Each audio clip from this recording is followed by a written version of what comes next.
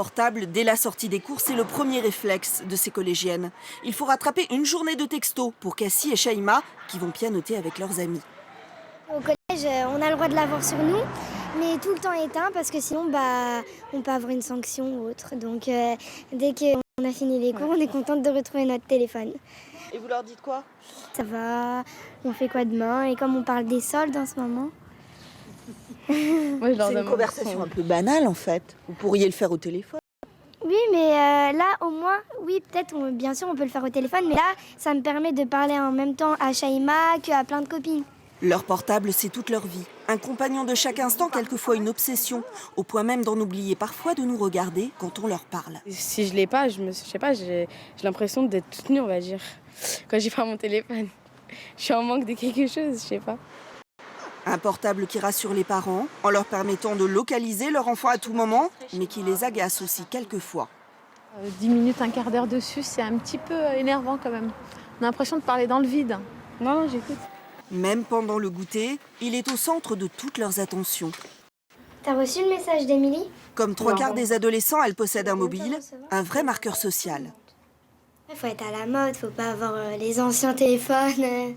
Ça nous permet aussi d'avoir pas l'iPad ou l'ordinateur sur nous, mais d'avoir un petit téléphone qui nous sert Il sert à tout. Voilà. Être connecté à tout instant, c'est le credo des ados. Priyanka, 14 ans, possède un portable seulement depuis 4 mois et elle ne le lâche plus. Je rentre comme ça. Et là, d'un coup, je sens le vibreur, alors je le sors. Alors que si je le mets dans ma poche, ici, je le sens pas. Pendant les vacances, cet élève de 3e a envoyé plusieurs centaines de SMS à ses copains. Plusieurs centaines par jour. À un moment, les deux amis ont arrêté de compter. Une discussion, ça peut aller jusqu'à 50 SMS. Donc si on a 3 discussions dans la journée, ça fait à peu près 200. Tout est prétexte pour l'utiliser, même les devoirs d'espagnol. Attends, j'ai demandé à Samira là. Il fait partie de moi en fait, je sais pas. C'est comme si c'était moi. Il y a tout dessus sur mon portable. Il y a des photos de moi, des photos de tout le monde. Et toute votre vie. Voilà. Du coup, les priver de cet objet pour les punir ne serait pas toujours la solution. Priver un ado de son portable, c'est comme lui enlever une partie de lui-même. Et ça, les adultes doivent être vigilants parce que souvent, le téléphone mobile, pour les adultes, c'est simplement un outil de communication. Mais pour un adolescent, c'est beaucoup plus. C'est vraiment le support de leur identité.